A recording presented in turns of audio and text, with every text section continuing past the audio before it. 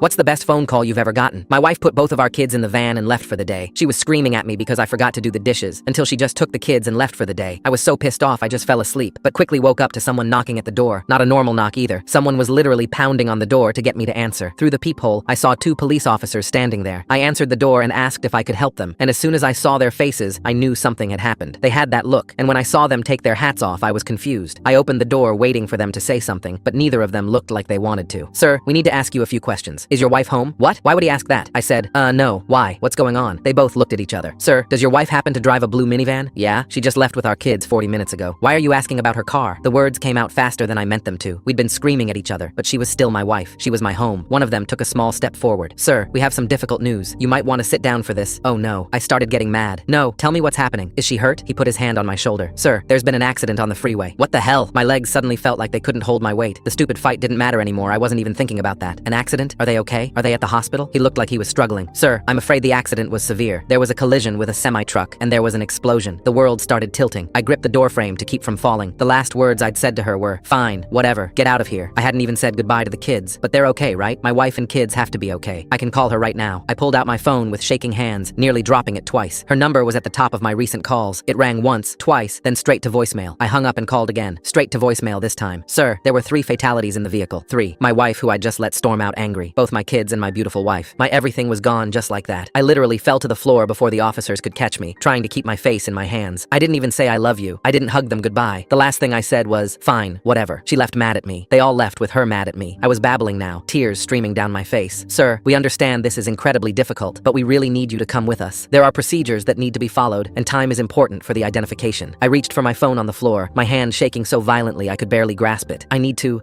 tell her I'm sorry. I need to. I tried to stand, but my legs wouldn't work. Let me just, one more time. My sweet girl. I started to dial her number again, but as I was typing it, my phone rang in my hand. Both of the officers looked up suddenly and saw the unknown number on my screen. I almost didn't answer, because how could I talk to anyone right now? I wasn't about to answer some scam caller in the middle of this, but before I could decline it, one of the officers said softly, Sir, you should probably get that. Sometimes hospitals call from different numbers. That might be an update on them. I sat up with what little energy I had left, figuring he was right. But as soon as I put the phone on speaker, I heard, hello? The word came out as a broken whisper. I said, hello? Who is this? Then I heard the voice more clearly. Hey, don't you dare hang up on me. It was her, clear, alive, and absolutely furious. But how? I completely froze. Baby? I said into the speakerphone. Yes, it's me. And before you say anything, I'm still mad at you about this morning. But listen, I'm calling from some rando lady's phone because mine died. I couldn't stop myself from unloading this emotional baggage. I'm so sorry. I'm so sorry, and I love you so much. What? Are you crying? What's wrong with you, you baby? I felt a smirk on my face. Anyways, I need you to come get us. We stopped at the grocery store to get snacks, but when we came back, the van was gone. I guess someone stole it or something. I ugly cried my eyes out. That was the best bad news I've ever heard.